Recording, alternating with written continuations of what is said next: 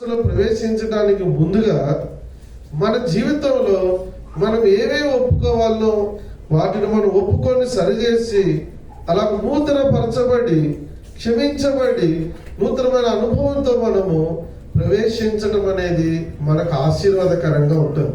అందుకని మనం కనికరింపబడతాం. మొదటిగా క్షమించబడతాం, రెండోది కనికరింపబడతాం. మనం క్షమించబడాలన్నా కనికరింపబడాలన్నా మనం చేయాల్సింది ఒకటే, ఏంటి అంటే ఒప్పుకోవటం, ఒప్పుకున్న దాన్ని విడిచిపెట్టడం. ఈ రెండు మన జీవితంలో ఉన్నప్పుడు మనం కనికరింపబడతాం, మనం క్షమించబడతాం. చాలా మంది ఒప్పుకోరు, చాలా మంది విడిచిపెట్టారు. కొంతమంది ఒప్పుకుంటారు, కొంతమంది విడిచిపెట్టారు. అయితే మనం ఎప్పుడైతే ఒప్పుకుంటామో అప్పుడు క్షమించబడతాం. ఎప్పుడైతే సంపూర్ణంగా విడిచిపెడతామో అప్పుడు మన సంపూర్ణమైన కనికరం ప్రభు చేత మనం పొందుకుంటూ ఉంటాం. ఇంకొంతమంది ఎట్లుంటారంటే ఒప్పుకుంటారు, మరలా అదే చేస్తూ ఉంటారు, మరలా అదే చేస్తూ ఉంటారు. అలాగూ కాకుండా సంపూర్ణంగా ఒప్పుకొని సంపూర్ణంగా విడిచిపెట్టి మరలా అదే పొరపాటు, మరలా అదే బలహీనత మన జీవితంలో రాకుండా మనలను భద్రపరుచుకొని మనల్ని ఆత్మీయంగా కాపాడుకుంటూ ప్రభు కృపను బట్టి మనం ముందుకెళ్ళటం అనేది ప్రాముఖ్యం. కనుక ఈ నూతన సంవత్సరంలో ప్రవేశించడానికి ముందుగా నూతన అనుభవంతో ప్రవేశించడానికి నూతన పరచబడిన వారంగా మనం ప్రవేశించడం అనేది ప్రాముఖ్యం. మన సాంగ్ బుక్ లో కూడా ఒక పాట ఉంది, జీవపు దాత నా హృదయములోనికి నూతన వెలుగు, నూతన మనసు, నూతన హృదయం. కనుక నూతన వస్త్రం, ఆ చరణాలన్నీ చూస్తే అన్ని నూతన నూతన నూతన మాటలు కాదు. కానీ అవన్నీ మనం కలిగి ఉండి నూతన సంవత్సరంలో ప్రవేశించినప్పుడు కనికరం ఉంది, ఆశీర్వాదం ఉంది, క్షమార్పణ ఉంది అనేది మనం మర్చిపోకూడదు. అందుకని ఇప్పుడు మన అంశంలోకి వెళ్తే, తన అతిక్రమం దాచిపెట్టువాడు వర్ధలుడు, వాటిని ఒప్పుకోవాలి, విడిచిపెట్టాలి. అలాగే మనలో పాపం లేదని మనం చెప్పుకునేట్లా మనల్ని మనమే మోసపుచ్చుకునే వారిని ఉంటాం, సత్యం మనలో ఉండదు. అయితే మన పాపములను మనం ఒప్పుకుంటే ఆయన మన సమస్త దుర్నీతి నుండి మనల్ని కడిగి పవిత్రపరుస్తాడు, మనల్ని క్షమిస్తాడు, సిద్ధంగా ఉన్నాడు. మనం కనికరింపబడతాం, మనం ఆశీర్వదించబడతాం. నూతనమైన సంవత్సరంలో నూతనమైన అనుభవంతో మనం ప్రవేశించగలం. మనం దేవుని వాక్యంలో చూస్తే ఒప్పుకున్న వారు ఉన్నారు, ఒప్పుకోని వారు కూడా ఉన్నారు. అయితే మనం ఒక కోణానే చూస్తాం, ఎవరు ఒప్పుకున్నారు వారి గురించి మాత్రమే మనం చూస్తాం. ఒప్పుకోని వారు కూడా ఉన్నారు లిస్టులో దేవుని వాక్యంలో. అయితే వారి గురించి ఇప్పుడు మనం అందరిని చూడటానికి మన టైం సరిపోదు కనుక ఆల్రెడీ ఇప్పుడు 11 అవబోతుంది. మనం క్లుప్తంగా ఎవరైతే ఒప్పుకున్నారో వారి గురించి మాత్రం మనం చూస్తాం. ఒప్పుకున్న వారిని బట్టి దేవుని వాక్యములో మనం చూస్తాం. రండి, మొదటి వ్యక్తి దగ్గరికి వెళ్తాం. దేవుని వాక్యములో నుండి కీర్తన గ్రంథం, కీర్తనలు 19వ కీర్తన, 19వ కీర్తన 12వ వచనాన్ని మనం అందరం కూడా కలిసి చదువుతున్నాం. Psalm 19:12 all together. అందరం కలిసి 19వ కీర్తన 12వ వచనాన్ని కలిసి మన భాగాన్ని బిగ్గరగా చదువుతాం. తన పొరపాటులు కనుగొనగలవాడెవడు? నేను రహస్యముగా చేసిన తప్పులు క్షమించి నన్ను నిర్దోషినిగా తీర్చుము. ఈ కీర్తనకారుడు ఎవరు? ఈ మాట అంటుంది ఎవరు అంటే దావీదు గారి గురించి రాయబడుతూ వచ్చిన మాట.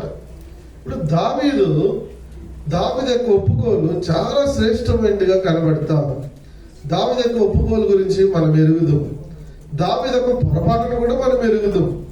దావీదు పొరపాటు చేశాడు. ఏం పొరపాటు చేశాడు మనకు తెలుసు దేవుని వాక్యంలో. మొదటి సమయం 2వ సమయాల గ్రంథములో దేవుని వాక్యంలో మనకు రాయబడి ఉంటూ వచ్చింది. రాజులందరూ యుద్ధ కాలములకి యుద్ధానికి వెళ్ళగా తన ఇంటిలోనే ఆగిపోయాడు, తన నగరులోనే ఆగిపోయాడు. తన నగరులో ఆగిపోవటమే కాకుండా ఆయన పాపం చేస్తూ వచ్చాడు. కనుక పాపం చేస్తూ రావటమే కాకుండా ఉరియాను కూడా చంపించడానికి ఉరియా చేతికే ఆ లెటర్ను పంపిస్తూ వచ్చాడు బాబు దగ్గరికి. అంటే ఒక వ్యక్తిని చంపించే ప్రయత్నాల్లో చంపిస్తూ వచ్చాడు. అంటే ప్లాన్ మొత్తం ఎవరు చేశారు? దావీదే చేశాడు. కనుక ఇంకా దావీదు చెప్పాడు కనుక, రాజు కనుక, ఆజ్ఞ కనుక దాన్ని నెరవేర్చడానికి ముందుకు వచ్చాడు. సరే, ఇలాగూ దావీదు పాపం చేస్తూ వచ్చాడు. కొంతకాలం గడిచిపోయింది, కొన్ని నెలలు గడిచిపోయాయి. కొన్ని నెలలు గడిచిపోయి దాదాపు సంవత్సరం కాబోతుంది. ఈ టైంలో దేవుడు మాట్లాడటం ప్రారంభించాడు. అప్పటి వరకు టైం ఇచ్చాడు. ఏమైనా దావీదు ఒప్పుకుంటాడా, ఏమైనా దావీదు సరి చేసుకుంటాడా, లేక దావీదుకి ఏమైనా గుర్తుందా, తను చేసిన పొరపాటుని ఏమైనా దాని గురించి ఏమైనా ఆలోచించాడా అని దాదాపు అన్ని రోజులు, నెలలు ప్రభు అవకాశం ఇచ్చాడు. దావీదు ఏమాత్రం కూడా దాని గురించి అయినా పట్టింపు లేకుండా. అలాగే కొన్నిసార్లు మనం కూడా ఎట్లా మనం కనపడతా ఉంటే పొరపాటు చేసి అసలు నేను పొరపాటే చేయలేదన్నట్లు మనం ముందుకు పోతూ ఉంటాం. మనం ఏదో ఒక పొరపాటు చేసి అసలు నేను ఇంతకు ముందు ఎన్నడూ కూడా పొరపాటు చేయలేదు, నేను చేసింది కూడా అసలు పొరపాటే కాదని అనుకుంటా. నేను చేసింది కరెక్టే, ఒకళ్ళు నేను చేసింది కరెక్ట్ అని కొన్నిసార్లు సమర్థించేవారు, వాదించేవారు, ఎదురాడేవారు, మాట్లాడేవారు మనం చూస్తూ ఉంటున్నాం. ఇప్పుడు దావీదు పరిస్థితి కూడా ఎలా ఉందంటే తాను పొరపాటు చేసినట్లుగా ఈ ప్రవక్త వచ్చి మాట్లాడేంత వరకు అది పొరపాటున అనుకోకుండా ఆయన నెమ్మదిగా నిరభ్యంగా పోతా ఉంటున్నాడు. అలాగే ఇప్పుడు జనవరి మాసం నుండి 12వ మాసం వరకు కూడా మనం కూడా 12 మాసాలు దాటి వచ్చి ఇప్పుడు నూతన సంవత్సరంలో ప్రవేశించబోతున్నాం. కనుక ఇప్పుడు మనం ఎన్ని బలహీనతలు మన జీవితంలో కనబడుతున్నాయి. కనుక కొన్నిసార్లు ఇవన్నీ మనం దాటుకుంటూ వచ్చేసాము. వచ్చినా కూడా మనం కూడా ఇప్పుడు ఎట్లున్నామంటే దావీదు వలె నేను ఏం పొరపాటు చేయలేదు, నాలో ఏ నేరం లేదు, నేను అంతా మంచిగానే ఉన్నాను, మంచిగా ఆరాధిస్తున్నాను, ప్రార్థన చేస్తున్నాను, మందిరానికి వెళ్తున్నాను, బలలో కూడా పాల్గొంటున్నాను అని కొన్నిసార్లు మనం కూడా అలా మనమే సమర్థించుకుంటా వచ్చాము. ఈ 12 మాసాలలో, గత 11 మాసాలు, ఈ 12వ మాసం వరకు కూడా, ఈ చివరి దినం వరకు కూడా మనం కూడా అలా బహుశా అలాగే దాటి వచ్చామేమో. అయితే ఇప్పుడు దావీదు దగ్గర ఒక సమయం వచ్చింది. ప్రభు తన ప్రవక్తను పంపించాడు. ప్రవక్త వెళ్ళి చెప్తున్నాడు, ఒక కథ చెప్తా ఉన్నాడు. కథ చెప్తా ఉంటే దావీదు చాలా కోపపడి ఆ వ్యక్తుడు 400 ఇచ్చుకోవాలని దావీదు చెప్తా వచ్చాడు. ఆఖరికి ప్రవక్త అన్నాడు, నాతాను ఆ వ్యక్తి నీవే అన్నాడు. నీవే అని వెంటనే దావీదు ఏం చేశాడు? దావీదు దగ్గర ఎలా రియాక్ట్ అయ్యాడు? దావీదు ఏమన్నాడు? దావీదు వెంటనే ఏమన్నాడు? నేను పాపము చేసి వెంటనే ఒప్పుకున్నాడు. అది మనం గమనించదగ్గ మాట. కొంతమంది జీవితాల్లో ఇది పొరపాటు, ఇది నువ్వు పొరపాటు చేశావు అని వెంటనే ఒకవేళ సేవకుడు చెప్పినా, లేక బోధకుడు చెప్పినా, లేక ఇంటిలో వాళ్ళు చెప్పినా, లేక తెలిసిన వారు చెప్పినా దాన్ని మనం అంగీకరించాం. ఎందుకు? అరే నేను పొరపాటు చేయలేదే, నాలో ఈ పొరపాటు లేదే, నేను చేసిన పొరపాటే కాదే, నేను చేసిన కరెక్టే అని కొన్నిసార్లు మనం ఎదురు వాదిస్తూ ఉంటాం. అది దావీదు అలా ఎదురు వాదించలా. ఇదే సన్నివేశం ప్రవక్తలు లేక సమూయేలు ప్రవక్త సౌలుతో మాట్లాడుతూ వచ్చారు. ఇది పొరపాటు అంటా వచ్చారు. ఇప్పుడు సమూయేలు అలా మాట్లాడితే సౌలు ఎలా రియాక్ట్ అయ్యాడంటే తాను చేసింది పొరపాటు అని ఒప్పుకోవడానికి ఇష్టపడలే. ఆయన జీవితంలో ఒప్పుకొని విడిచిపెట్టే అనుభవం సంపూర్ణంగా సౌలు జీవితంలో కనబడదు. అయితే దావీదు జీవితానికి వస్తే దావీదు పొరపాటు చేశాడే, బలహీనత ఉంది, ఉరియాను చంపించిన వాడే.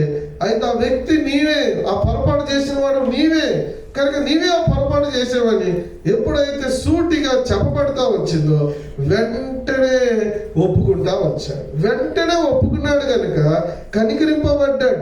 వెంటనే ఒప్పుకున్నాడు కనుక క్షమించబడతా వచ్చాడు. చూడండి ఎంత శ్రేష్టమైన మాట రాబడింది 2వ సమూయేలు గ్రంథం. ముందుకు వెళ్తాం. 2వ సమూయేలు గ్రంథములో శ్రేష్టమైన మాట మనకు కనబడతాం. ఏంటా శ్రేష్టమైన మాట? 12వ అధ్యాయం 2వ సమూయేలు గ్రంథం 13వ వచనం అందరం కలిసి చదువుతాం.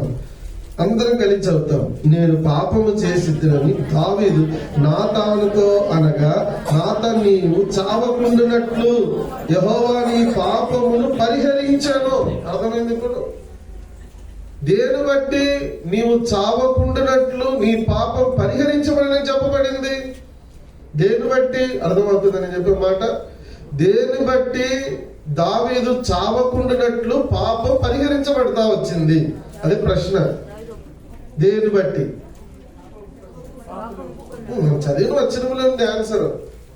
పాపం ఒప్పుకున్నాడు కనుక ఆయన చావకుండానట్లు ఆయన పాపము పరిహరించబడతా వచ్చింది. ఇక్కడ 2 విషయాలు మనకు అర్థమవుతుంది. ఆయన కనికరింపబడ్డాడు చావకుండా, తర్వాత తన దోషం, తన పాపము క్షమించబడింది. ఎట్లా ఇది సాధ్యమైందంటే ఒప్పుకొనుట ద్వారా. మరలా దావీదు గురించి రాయబడింది. ఇక దావీదు ఎన్నడూ పొరపాటు చేయలేదంట. దావీదు ఎన్నడూ అలాంటి పొరపాటు చేయలేదని రాయబడుతూ వచ్చింది రాజుల గ్రంథంలో. కనుక బత్షెబ దగ్గర చేసిన పాపం యథార్థవంతుడు, మరలా ఇంకెన్నడూ అతను అలాంటి పొరపాటు చేయలేదు. ప్రభు సాక్ష్యం ఇస్తా వచ్చాడు. కనుక ఇప్పుడు నేను చెప్పే మాట ఏంటంటే, మొదటి సందర్భంలో దావీదు పాపం చేశాడు, రహస్యంగా పాపం చేశాడు. అందుకని మనం 19వ కీర్తన చదివాం. ఇప్పుడు 19వ కీర్తనకి మరలా వెళ్తాం. 19వ కీర్తనలో మనం ఏం చదువుతూ వచ్చాం దావీదు గురించి? 19వ కీర్తన 12వ వచనం ఆయన అంటాడు ఒక మాట. ఆ 2వ భాగంలో అంటాడు, నేను రహస్యముగా చేసిన తప్పులు క్షమించి నన్ను నిర్దోషినిగా తీర్చుము. అంటే దావీదు చేసిన పాపం ఎటువంటి పాపం? రహస్య పాపం. ఏం పాపం అండి చెప్పాలి? ఇప్పుడు దావీదేమో రోజు మంచిగా బయటికి మంచిగానే కనపడతా వచ్చాడు. ఆ సంవత్సరం రోజులు బిడ్డ కూడా పుట్టింది. బిడ్డ పుట్టాడు. బిడ్డ మొత్తపడి చప్పబడిన తర్వాతే ఆయన స్నానం చేసి భోజనం చేశాడు. అంటే దాదాపు సంవత్సరం రోజులు కాబోతుంది. ఈ సంవత్సరం రోజులు బయటికి ఎట్లున్నాడు దావీదు? ఎట్లున్నాడు? మంచి భక్తుడిలాగే కనబడుతున్నాడు. మంచిగా కీర్తనలు పాడుతూ ఉన్నాడు. మంచిగా వాద్యాన్ని వాయిస్తున్నాడు. అన్ని తను బయటకు చూపించే ఆ బహిరంగ జీవితం ఎట్లా కనబడుతుందంటే చాలా భక్తుడు వల్లే, చాలా మంచివాడు వల్లే కనబడతా ఉంటున్నాడు. అయితే ఆయన ఏం పాపం చేశాడు? రహస్యంగా పాపం చేస్తా వచ్చాడు. తన రహస్య జీవితంలో పాపం ఉంటా వచ్చింది. ఇది ఎప్పుడు ఒప్పుకుంటున్నాడు అంటే, ప్రవక్త వ్యక్తి నీవే, ఆ పొరపాటు చేసిన వ్యక్తి నీవే, ఆ బలహీనుడు నీవే అని ఖచ్చితంగా ప్రభు చేత ప్రేరేపించబడి నాతాను ప్రవక్త దావీదును హెచ్చరించినప్పుడు అప్పుడు ఒప్పుకుంటా వచ్చాడు. ఎప్పుడైతే ఒప్పుకున్నాడో నిజంగా చావకుండానట్లు అతను పరిహరించబడింది. అతని పాపం పరిహరించబడింది. అంటే 2 జరుగుతా ఉంది. కనికరింపబడ్డాడు. ఒకవేళ దేవుడు కనికరించకపోతే అతడు చావలసిన వాడే. అయితే దేవుడు కనికరించాడు కనుక చావలేదు. అతని పాపాలు, అతని పాపం, అతని దోషం పరిహరించబడింది. అంటే క్షమించబడుతూ వచ్చింది. కనుక కారణం ఏంటంటే ఖచ్చితంగా ఒప్పుకున్నాడు, గ్రహించాడు. ఎస్, నేనే ఆ వ్యక్తిని, నేను నిజంగా రహస్యంగా పాపం చేసిన వాడిని. ఈ పాపం ఎవరు చూడలేదని నేను అనుకున్నాను. ఈ పాపం ఎవరికి తెలియలేదని నేను అనుకున్నాను. అయితే ఆ వ్యక్తి నేనే అని ప్రభు చెప్పాడు. కనుక ఇది నాకు అర్థమైంది, నేనే ఆ వ్యక్తిని. ఖచ్చితంగా ఆ రోజు ప్రవక్త ఎదుట, దేవుని ఎదుట ఈయన ఏం చేస్తున్నాడు? ఒప్పుకుంటా వచ్చాడు. దావీదు ఒప్పుకుంటా వచ్చాడు. ఎప్పుడైతే దావీదు ఎలా ఒప్పుకున్నాడో ఆయన పరిహరించబడ్డాడు. ఆయన పాపం పరిహరించబడి, క్షమించబడి, కనికరించబడి క్షేమావృద్ధిలోకి తీసుకురాబడతా వచ్చాడు.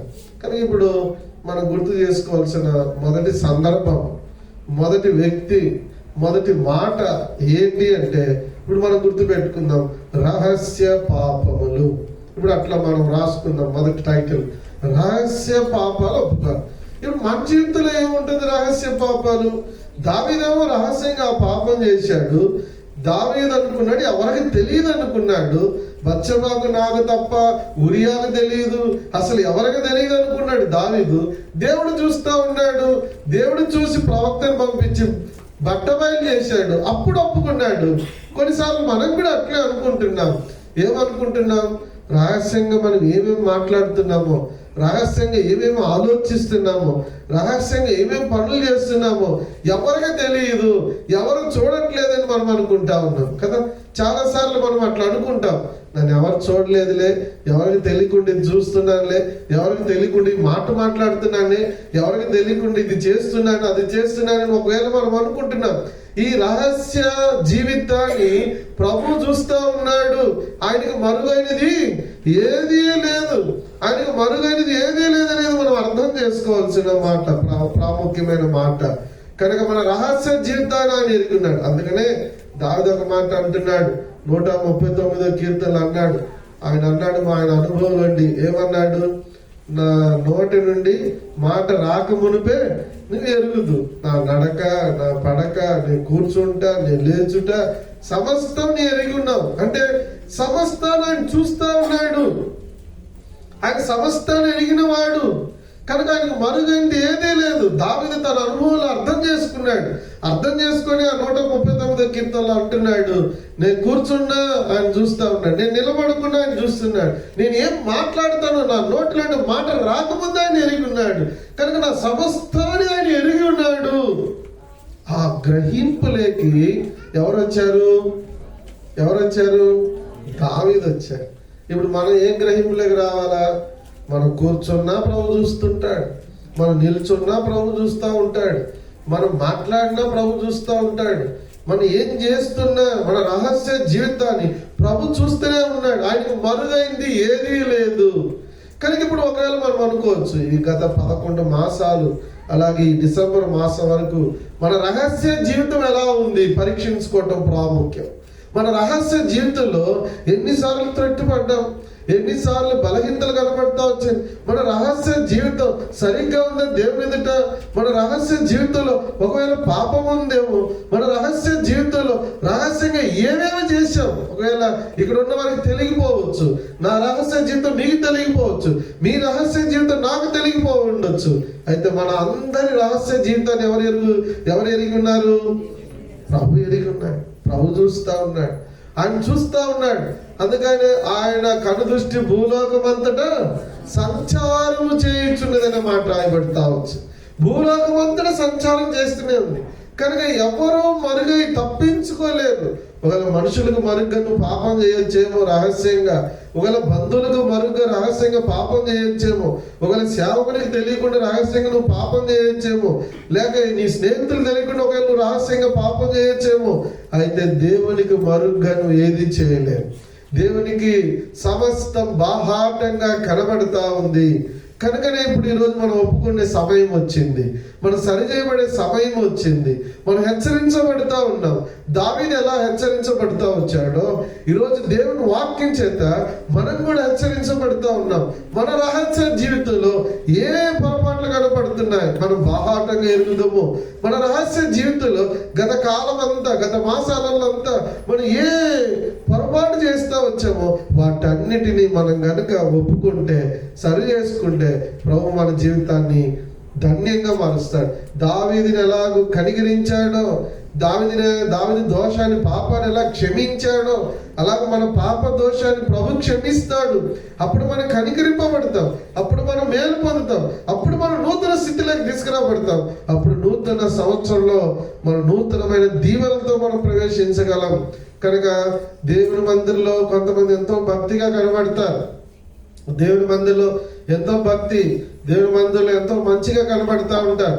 అయితే బయట వారు వెలపడ జీవితం చూస్తే, రహస్య జీవితం చూస్తే ఎంతో ఎంతో అసలు మనకే ఆశ్చర్యం కలుగుతూ ఉంటుంది. ఈ మధ్య కాలంలో ఒక యవనస్తుడు ఇంకొక యవనస్తుతో ఫోన్ చేస్తా మాట్లాడుతూ వచ్చాడు. ఆ యవనస్తుడు నా ప్రకటన సంగతి ఫోన్లో మాట్లాడే యవనస్తుడికి తెలియదు.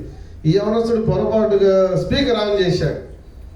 స్పీకర్ ఆన్ చేస్తూ ఉంటే ఈ ఇద్దరు సంభాషణ నేను మౌనంగా వింటా ఉన్నాను. కార్లో వెళ్తా ఉన్నాం, వింటా ఉంటే మన యవనస్తుడు స్పీకర్ ఆన్ చేశాడు. కనుక అవతల ఉన్న యవనస్తుడు మాట్లాడుతూ ఉంటే వింటా ఉంటే నాకు ఆశ్చర్యం అనిపించింది. అరే మన యవనస్తుడైనా, మందిరానికి వచ్చేవాడైనా, పని చేసేవాడైనా, ఏంటి స్లాంగ్ ఇలా ఉంది? అసలు లోకములో యవనస్తుడు ఎట్లా ఏ స్లాంగ్ లో మాట్లాడతాడో ఆ స్లాంగ్ లో మాట్లాడుతున్నాడు. ఇప్పుడు స్పీకర్ ఆన్ చేసేవాడికి అర్థం కాల, ఏం చేయాలా, ఆఫ్ చేసినా బాగుండదు, ఇప్పుడు ఆన్ చేసేవాడు మనమే పట్టించినట్టు అయిపోయిందని ఆయన సతమతం అవుతా ఉన్నాడు. ఈ మాట్లాడే ఆయనేమో స్పీకర్ ఉంది వింటున్నాడనే సంగతి తెలియదు. మాట్లాడుతూ ఒక బూత్ పదం కూడా వాడేశాడు. నేను అసలు ఊహించిన ఆ మాట మాట్లాడతానని. ఇక నాకు ఏం చెప్పాలని అర్థం కదా. ఈ పక్కన స్పీకర్ ఆన్ చేసిన బ్రదర్ కూడా ఏం చెప్పాలని అర్థం కదా. యవనస్తులందరూ ఇట్లుంటారా? మందిరంలో మంచిగానే ఉన్నారే, మేము ఎంత నమ్ముతున్నాం, ఎంత మోసపోతున్నాము, అంత మన వాళ్ళే, మన మందిరికి వచ్చే మన బిడ్డలని మనం మంచిగా అనుకుంటే ఇట్లా వీళ్ళ ప్రవర్తనలు, వీళ్ళ మాటలు ఈ రీతిగా కనబడతా ఉంది. నేను చాలా ఆశ్చర్యపడాను. తర్వాత ఒక రోజు వచ్చింది, ఆ యవనస్తుడు దొరికాడు. మోకరించి మోకాల మీద వేసాను. చిన్నపిల్లలు మోకాల మీద వేసినట్టే మోకరించాల్సిందే. మోకరించు, ఒప్పుకొని పాపాలని, నువ్వేమేం చేశావు, నువ్వేమేం మాట్లాడు, ఇలా మాట్లాడొచ్చా, ఇలా మాటలు రావచ్చా అని అన్నిటినీ ఒప్పింపజేస్తా వచ్చాం. అప్పుడు ఒప్పుకున్నాడు, అప్పుడు సరి చేయబడతా వచ్చారు. ప్రియమైన వాళ్ళరా, ఇది కేవలం మందిరంలో ఉన్నప్పుడు మాత్రమే భక్తి వేషం. మందిరాన్ని దాటిన తర్వాత వేరే వేషంలో ఉండేవారు చాలా మంది ఉన్నారు. ఇంటిలో ఒక వేషం, కాలేజీలో ఒక వేషం, ఉద్యోగ స్థలంలో ఒక వేషం. ఇంకా ఇంకా చెప్పాలంటే, డీప్గా చెప్పాలంటే, రహస్య జీవితం కొన్నిసార్లు స్నేహితులకు కూడా తెలియదు, బంధువులకు తెలియదు, తల్లిదండ్రులకు తెలియదు, బోధకులకు తెలియదు, సేవకులకు తెలియదు, ఎవరికి తెలియదు. రహస్య జీవితం చాలా జాగ్రత్తగా మెయింటైన్ చేసే వాళ్ళు ఉంటారు. పైకి మాత్రం ఎంతో మంచిగానే ఉంటారు, పైకి మాత్రం ఎంతో భక్తి కలిగి ఉంటారు. అయితే ప్రభు చెప్తున్నాడు, నీ రహస్య జీవితాన్ని ప్రభు చూస్తా ఉన్నాడు. గత 11 మాసాలు దాటి వచ్చావు. గత 11 మాసాలు మనం అందరం దాటి వచ్చి 12వ మాసానికి వచ్చాం. చివరి దినానికి వచ్చాం. ఇప్పుడు చివరి గడియలలోకి వచ్చాము. మన రహస్య జీవితం అంతా బాహాటంగా అక్కడ రికార్డ్ అయిపోయింది. ప్రభు దగ్గర నుంచి తప్పించుకోలేము. అయితే ఇప్పుడు నేనేం చెప్తున్నాను, దావీదు ఎలా ఒప్పుకున్నాడో అక్కడ ఒక మాట జాగ్రత్తగా అర్థం చేసుకుందాం. 19వ కీర్తన మరలా చూడండి, అక్కడ చిన్న ప్రాముఖ్యమైన మాట గుర్తు చేస్తాం. 19వ కీర్తన 12వ వచనం, తన పొరపాటులు కనుగొనగలవాడెవడు? ప్రశ్న అక్కడ ఆపుతాం మొదటి భాగం. ఇప్పుడు దావీదు తన పొరపాటు కనుగొన్నాడా లేదా? చెప్పండి, కనుగొన్నాడా లేదా? ప్రవక్త చెప్పాడు, ఆ వ్యక్తి నువ్వే అన్నాడు. అప్పుడు అర్థమైంది, కనుగొన్నాడు. ఎస్, నేనే పొరపాటు చేసిన వాడు నేనే, ఆ వ్యక్తి నేనే. కనుగొన్నాడు, తన జీవితంలో ఉన్న పొరపాటు ఏంటో కనుగొన్నాడు. కనుగొని వెంటనే ఏం చేశాడంట? సెకండ్ పోర్షన్ లో, నేను రహస్యముగా చేసిన తప్పులు క్షమించి నన్ను నిర్దోషినిగా చేయి. అప్పుడు ఒప్పుకుంటున్నాడు. ఇప్పుడు మనం కూడా మన రహస్య పాపాలను మనం ఒప్పుకోవాలంటే మొదట మనం చేయాల్సింది ఏంటి?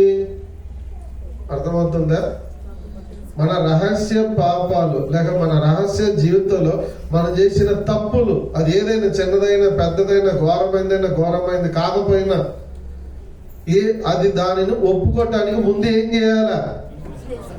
దావీదు ఏం చేశాడు చెప్పాలి. కొంచెం యాక్టివ్గా ఉండండి, అప్పుడే మనం నిద్రపోకుండా ఉంటాం.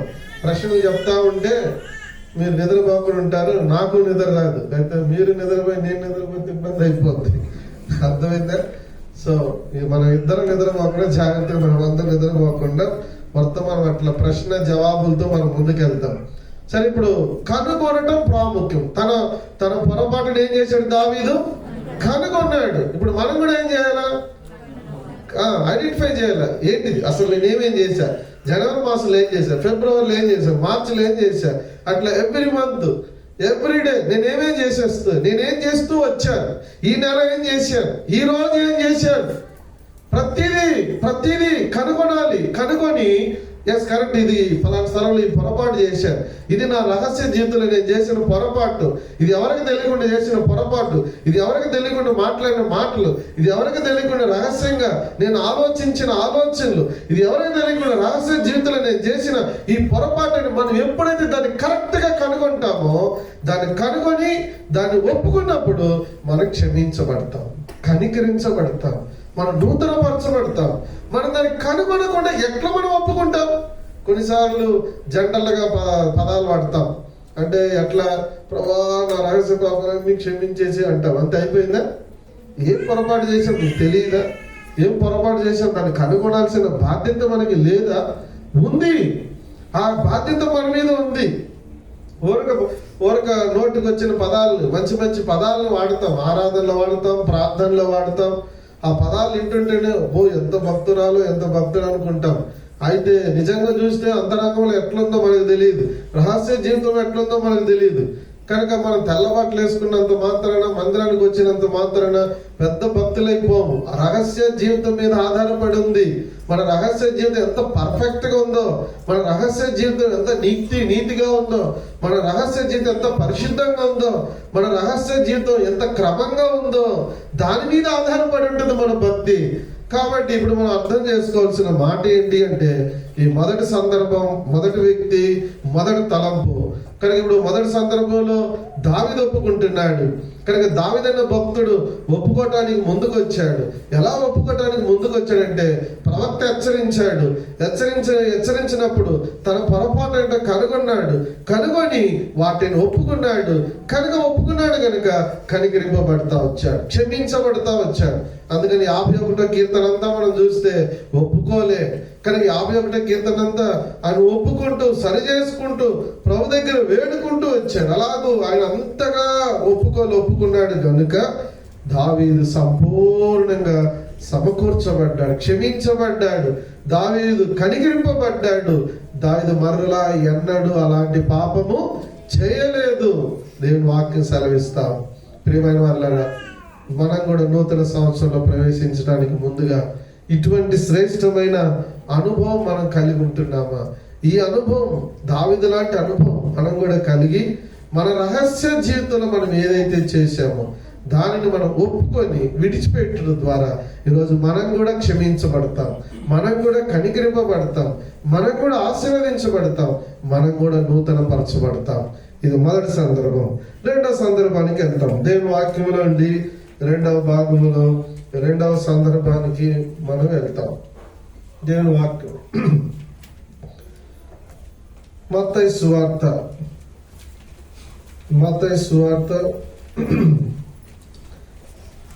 మనకు తెలిసిన భాగమే, మనకు తెలిసిన భక్తుడే. 27వ అధ్యాయం, క్షమించాలి 26వ అధ్యాయం, 26వ అధ్యాయం 75వ వచనం అందరం కలిసి చదువుతాం. 75వ వచనం అందరము కలిసి చదువుతున్నాం. అందరం కలిసి చదువుతాం. గనుక కోడి కూయక మునుపు నీవు నన్ను ఎరుగవని ముమ్మారు చెప్పెదవని యేసు తనతో అనిన మాట పేతురు జ్ఞాపకము తెచ్చుకొని వెలుపలికి పోయి సంతాపపడి ఏడ్చెను.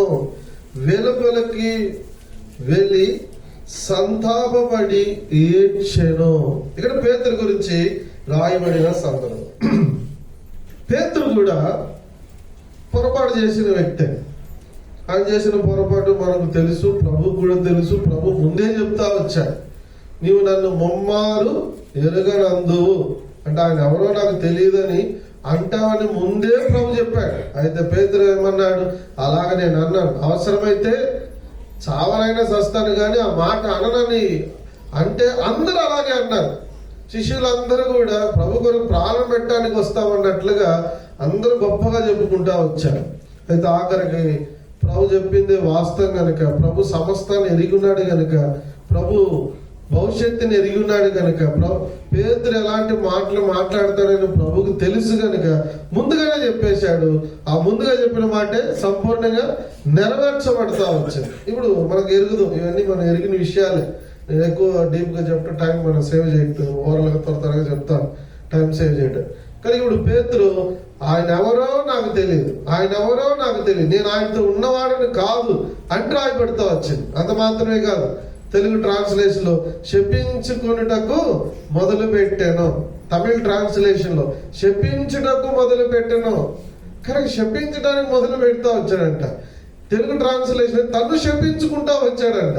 ఇలాగ ఆయన ఎవరో నాకు తెలియదని యేసు ప్రభుతోనే ఉన్నాడు, యేసు ప్రభుతో పరిచర్యలో పాల్గొన్నాడు, యేసు ప్రభు ఉన్న స్థలాల్లో అన్ని స్థలాల్లో పేతురు కూడా ఉంటా వచ్చాడు. అయితే అలా ఉన్నప్పటికీ పేతురు ఆయన ఎవరో నేను ఎరుగను ముమ్మారు పొంగుతా వచ్చాడు. ఎంత దౌర్భాగ్య స్థితి. ఇప్పుడు ముమ్మారు పొంగిన తర్వాత ఇప్పుడు జరిగిన విషయమే మనం చదువుతా వచ్చు. ఇప్పుడు ఏం చేస్తున్నాడు పేతురు? జ్ఞాపకము తెచ్చుకొని వెలుపలికి పోయి సంతాపపడి ఏడ్చెను. సరే, ఇప్పుడు మార్కు సువార్తలో కూడా ఈ సందర్భం ఉంది. రండి చదువుతాం. 14 మార్కు సువార్త 14:72 14వ అధ్యాయం 72 వచనం అందరం కలిసి చదువుతాం. వెంటనే రెండవ మారు కోడి కూర్చొని కనుక కోడి 2 మార్లు కూయక మునుపు నీవు నన్ను ఎరుగనని ముమ్మారు చెప్పదవని యేసు తనతో చెప్పిన మాట పేతురు జ్ఞాపకమునకు తెచ్చుకొని తలబోయిచు ఏడ్చాను, జ్ఞాపకము తెచ్చుకుని. మళ్ళా లూకాసు వార్త 22, లూకాసు వార్త 22 అక్కడ ఒక మాట 61, 22, 61 అందరం కలిసి చదువుతాం. 22 అధ్యాయం 61 వచనం అందరం కలిసి చదువుతాం. అప్పుడు ప్రభు తిరిగి పేతురు వైపు చూచాను గనుక పేతురు, నేడు కోడి కోయక మునుపు నీవు ముమ్మారు నన్ను ఎరుగనందువని ప్రభు తనతో చెప్పిన మాట జ్ఞాపకము చేసుకుని వెలుపలకు పోయి సంతాపపడి ఏడ్చెను. ఇప్పుడు లూకాసు వార్తలో ఒక ప్రత్యేకమైన మాట ఏంటి అంటే, ఇక్కడ ఒక మాట గుర్తు చేస్తారు. 61 మొదటి భాగం. అప్పుడు ప్రభు తిరిగి పేతురు వైపు చూచాను. మత్తయి సువార్తలో ఆ మాట కనబడదు, మార్కు సువార్తలో కూడా ఆ మాట కనబడదు. అయితే జ్ఞాపకం తెచ్చుకొని ఏడ్చాడు, సంతాపడి ఏడ్చాడు. అయితే ఇక్కడ ఒక ప్రత్యేకమైన మాట ఏంటి అంటే, అప్పుడు ప్రభు తిరిగి పేతురు వైపు చూచాడు. ఎంత బాధపడి ఉంటాడు ప్రభు, ఒకసారి అర్థం చేసుకో. ఇట్లా చూడండి, నా వైపు యేసు ప్రభు ఎంత బాధపడి ఉంటాడు. నువ్వు నన్ను ముమ్మారు ఎరుగనందు అని ముందే చెప్పాడు. ఆ ముమ్మారు వచ్చే సమయం వచ్చింది, ముమ్మారు చెప్తానే ఉన్నాడు. ఆయన ఎవరో నాకు తెలియదు అంటా ఉన్నాడు. యేసు ప్రభు దగ్గరే ఉన్నాడు, వింటా ఉన్నాడు. మూడోసారి అన్నాడు, ఆయన ఎవరో నాకు తెలియదు అన్నాడు. యేసు ప్రభు వింటూనే ఉన్నాడు. విని ఒక్కసారి పేతురు వైపు చూచాడు. ఇక పేతురు తట్టుకోలేకపోయాడు. పేతురు, నువ్వే కదా ముమ్మారు నన్ను ఎరగను అని అంటావు కదా, నేను చెప్పాను కదా, ఇదిగో వాస్తవం, నువ్వు అలాగే అన్నావు, చూడు అని యేసు ప్రభు అతని వైపు ఒకసారి చూచాడు. అంతే. యేసు ప్రభు పేతురు వైపు ఎప్పుడైతే చూచాడో, పేతురు యేసు ప్రభు వైపు చూసాడు. ఇప్పుడు ఇద్దరు చూస్తా ఉన్నారు, ఒకరి వైపు ఒకరు చూస్తా ఉన్నారు. ఇప్పుడు అర్థమైపోయింది పేతురుకు, ప్రభు చెప్పిన మాట, ప్రభు అన్న మాట జ్ఞాపకం తెచ్చుకుంటా ఉన్నాడు పేతురు. ఆయన వైపు చూస్తా ఉన్నాడు. పేతురు వైపు యేసు ప్రభువు చూశాడు. చూసిన వెంటనే ఇంక తట్టుకోలేకపోయాడు పేతురు. వెంటనే వెలుపలికి వెళ్ళాడు. వెలుపలికి తలపోయించు సంతాపపడి ఏడ్చాడు అనే మాట రాయబడతా వచ్చు. ఇది ఏడ్పు, ఈ కన్నీరే ఒప్పుకోరు. పేతురు జీవితంలో ఒప్పుకుంటున్నాడు, ప్రభువా నువ్వు అన్నది వాస్తవమే, నువ్వు అన్నట్లే, నువ్వు అన్నంత పని నేను చేశాను అని జ్ఞాపకము తెచ్చుకొని వెలుపలికి పోయి సంతాపపడి ఏడ్చాను. ఇప్పుడు రెండవ వ్యక్తి, రెండవ సందర్భం, రెండవ మాట ఏంటి అంటే పేతురు. ఇక్కడ సందర్భం యేసు ప్రభువు పేతురు మధ్య ఉన్న సందర్భం. అయితే ఇప్పుడు రెండవ మాట ఏంటి అంటే జ్ఞాపకము తెచ్చుకొని, అది గుర్తుపెట్టుకున్నా. అక్కడేమో రహస్యంగా చేసిన పాపాన్ని ఒప్పుకున్నాడు దావీదు. ఇక్కడేమో పేతురు దగ్గరికి వస్తే జ్ఞాపకం చేసుకున్నాడు. ప్రభు చెప్పిన మాటని జ్ఞాపకం చేసుకున్నాడు. ప్రభు తనతో చెప్పిన మాటని జ్ఞాపకం తెచ్చుకుంటున్నాడు. తెచ్చుకొని ఖచ్చితంగా వెలుపలికి పోయి సంతాపడి కన్నీటితో ఒప్పుకుంటున్నాడు. తన కన్నీళ్ళతో ఒప్పుకుంటా ఉన్నాడు. సంతాపపడాడు. అవును, నేనే, నువ్వు అన్నట్లే ప్రభు నేను చేశాను, ఆ బలహీనుడు నేనే, ఆ పొరపాటు చేసిన వాడు నేనే నిన్ను ఎరగనని చెప్పిన వాడు నేనే అని జ్ఞాపకం తెచ్చుకొని ఏడ్చి తన పొరపాటు అంతటిని కూడా పేతురు ఒప్పుకుంటా వచ్చాడు. ఎంత శ్రేష్టమైన ఒప్పుకోరు. ఎంతసేపు ఏడ్చాడో మనకు తెలియదు, ఎంతగా ఏడ్చాడో మనకు తెలియదు, ఎంత ఎక్కువ పెట్టి ఏడ్చాడో మనకు తెలియదు. అయితే పేతురు ఒక చిన్న పిల్లవాడి వల్లే కన్నీటితో ఏడుస్తాడు, సంతాపపడి ఏడుస్తున్నాడు. కనుక ఏడ్చి తన పొరపాటును ఒప్పుకుంటా వచ్చాడు. ఎప్పుడైతే ఒప్పుకున్నాడో పేతురు కూడా కనికరింపబడ్డాడు. పేతురును కూడా ప్రభు విడిచిపెట్టలే, పేతురుని త్రోసివేయలేదు. పేతురు మళ్ళా సమకూర్చాడు, పేతురు స్థిరపరిచాడు.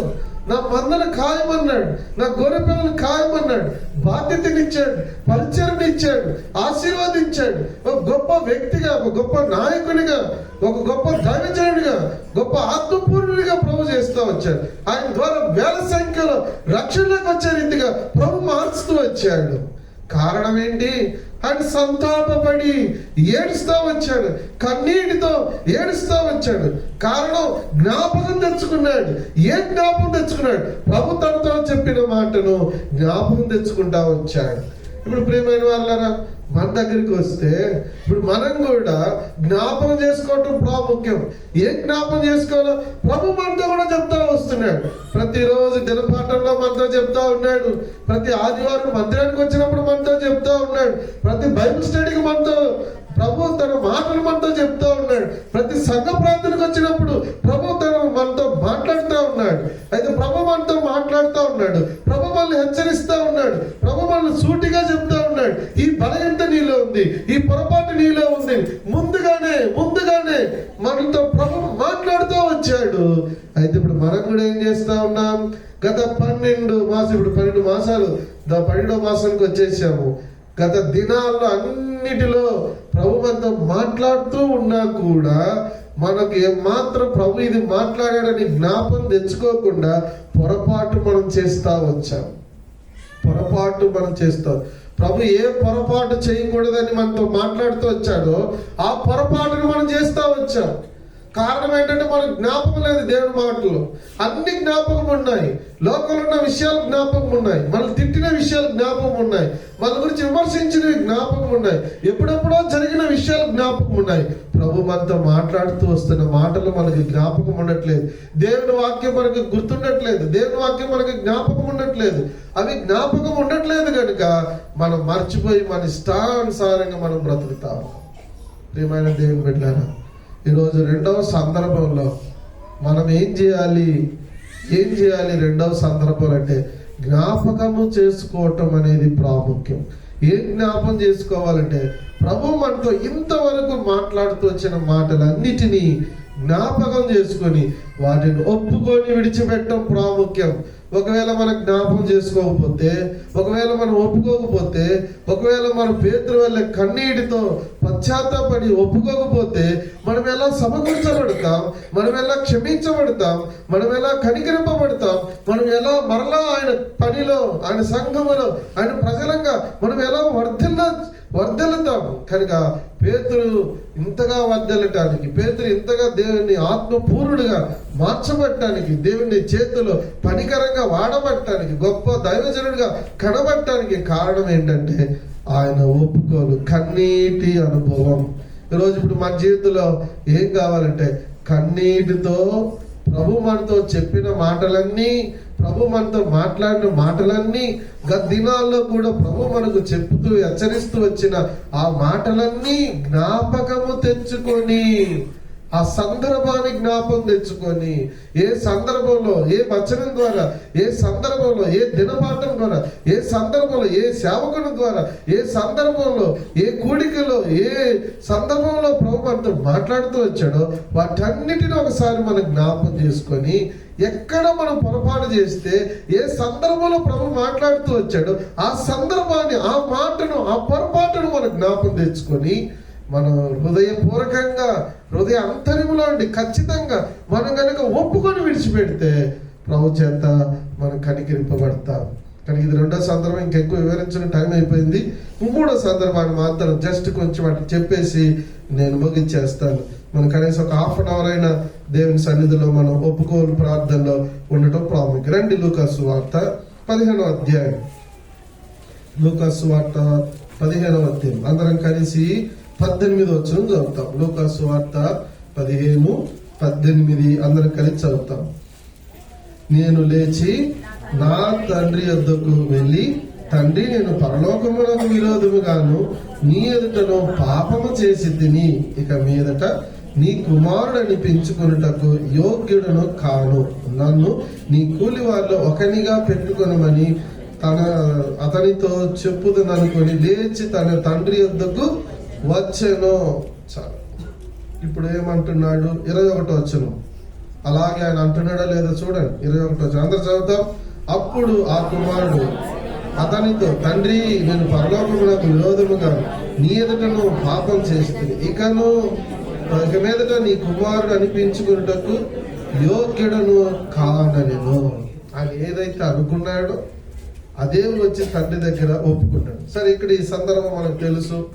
ఈ లూకాసు వార్త 15వ అధ్యాయం చిన్న కుమారుడికి సందర్భం అనేది. చిన్న కుమారుడు కూడా ఇంటిలో ఉన్నవాడే, ఇంటివాడే, వారసుడు అయినప్పటికీ దూరంగా వెళ్ళిపోయాడు. ఇక్కడ మనం చెప్పాలంటే దాదాపు 20 సంగతులు చెప్పాలి, అన్ని మనం చెప్పము. అయితే మనకు అవసరమైన ఒకే ఒక మాట మాత్రం మనం తీసుకోవచ్చు. ఈ చిన్న కుమారుడు దూరంగా వెళ్ళిపోయాడు, 5 రకాలైన నష్టాలకు వెళ్ళిపోయాడు. ఈ నష్టాలన్నీ అయిపోయిన తర్వాత బుద్ధి వచ్చింది. ఒక రోజు పందులు తినే పొట్టు కూడా దొరకని పరిస్థితిలో పందుల దగ్గర దుర్వాసనతో కనబడుతున్నాడు. అప్పుడు తన జీవితాన్ని గురించి ఆలోచించి బుద్ధి వచ్చి ఆడ మనసులో అనుకున్నాడు, నా తండ్రి ఎద్దకు నేను వెళ్తాను, నేను పరలోకమునకు విరోధంగాను నీ ఎదుటను నేను పాపం చేస్తాను, ఇక మీద నీ కుమారుని అనిపించుకున్నట్టు నేను యోగ్యుడిని కాను అని నిర్ణయించుకొని వెళ్ళాడు. వెళ్తే తండ్రి ఎప్పుడు వస్తాడా అని కాసుకొని ఉన్నాడు. తండ్రి చూస్తా ఉన్నాడు, ఈ కుమారుడు రానే వచ్చాడు. కుమారుడు దగ్గరికి వస్తా ఉంటే ఇతడే నా కుమారుడు, ఇతడు మారు మనసుతో వస్తున్నాడు కనుక తన పొరపాటును ఒప్పుకోవడానికి వస్తున్నాడు. తండ్రి ఎదిగి తండ్రి వెళ్ళి అతని కౌగలించుకొని అతని మెడ మీద పడి అతని ముద్దు పెట్టుకున్నాడు. కనికరపడ్డాడు తండ్రి, జాలి పడ్డాడు తండ్రి, అతని ముద్దు పెట్టుకున్నాడు. తండ్రి అతని త్రోసివేయలేదు, తండ్రి అతను చేర్చుకుంటా వచ్చాడు. ప్రియ సహోదర సహోదరి, ఈరోజు మనం కూడా ప్రభు యందు ఈ చిన్న కుమారుని వల్లే యథార్థమైన హృదయంతో మనం కూడా వస్తే ప్రభు మనల్ని త్రోసివేయడు, మనల్ని సమకూర్చుకుంటాడు, మనల్ని క్షమిస్తాడు, మనల్ని కనికరిస్తాడు. ఇప్పుడు ఇక్కడ మనకు అవసరమైన 3వ సందర్భంలో 3వ వ్యక్తి చిన్న కుమారుడు. 3వ మాట ఏంటి అంటే ఇక్కడ అంటున్నాడు, తండ్రి నేను పరలోకమునకు విరోధముగాను నీ ఎదుటను పాపము చేసి తిని. ఇప్పుడు 3వ మాట ఏంటి? ఇక్కడ 3వ మాట, మనం చేసే తప్పులు ఎవరికి విరోధంగా? పరలోకమునకు విరోధంగా, అనగా పరలోకపు తండ్రికి విరోధంగా.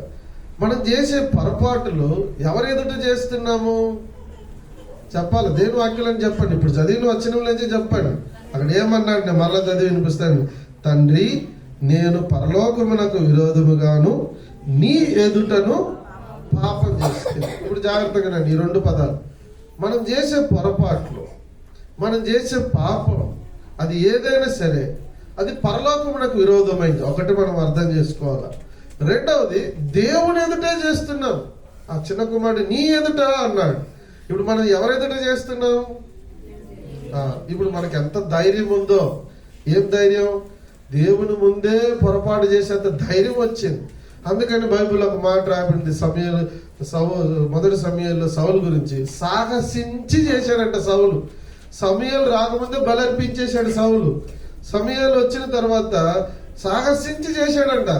అంటే సమయాలు ఉన్నా సరే చేయగలడు, ఎందుకంటే ఆయన సాహస వీరుడు అనమాట సౌలు.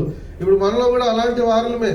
మనకు దేవుడు చూస్తున్నాడని తెలుసు, ఇది పరలోకానికి విరోధమైందని తెలుసు. దేవుని ఎదుటనే మనం చేస్తున్నాం పొరపాట్లు, దేవుని ఎదుటనే మనం పొరపాట్లు చేస్తున్నాం, దేవుని ఎదుటనే మాట్లాడుతున్నాం, దేవునికి విరోధమైన మాటలు, దేవుని ప్రజలకు విరోధమైన మాటలు, దేవుని ఎదుటనే అన్ని చేస్తూ ఉన్నాం. అది పరలోకానికి విరోధమని తెలుసు. అయితే అయినా కూడా దాన్ని మనం మానట్లే. అలాగ మనం చేసుకుంటూ వచ్చాం. ఈ 11 మాసాలు దాటి వచ్చేసాం, 12వ మాసంకి వచ్చాం, చివరి రోజు చివరి గడియలేకి వచ్చేసాము. అయితే ఇప్పుడు మనం గుర్తుంచుకోవాల్సింది ఏంటి?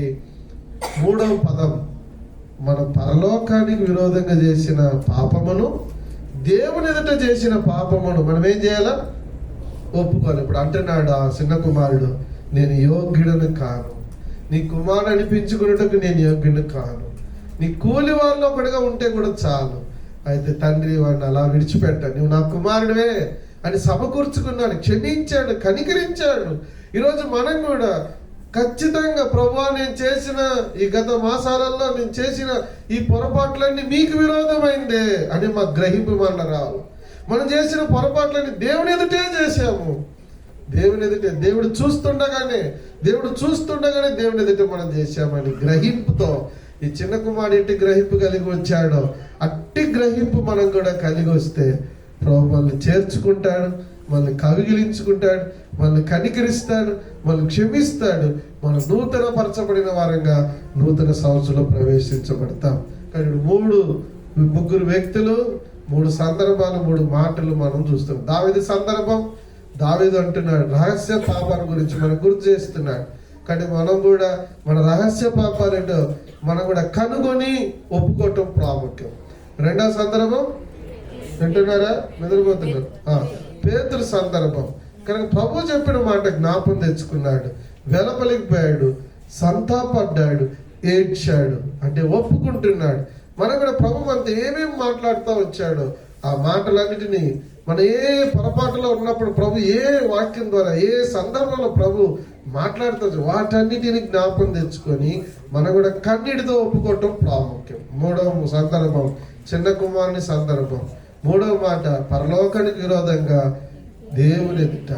కాబట్టి మనం కూడా ఒకవేళ పరలోకానికి విరోధంగా దేవుని ఎదుట పాపం చేసి ఉంటే వాటిని ఒప్పుకుందాం, సరి చేసుకుందాం. నూతన సంవత్సరం నూతనమైన అనుభవంతో ప్రవేశించిన ప్రభు మనం సాధించాను గాక.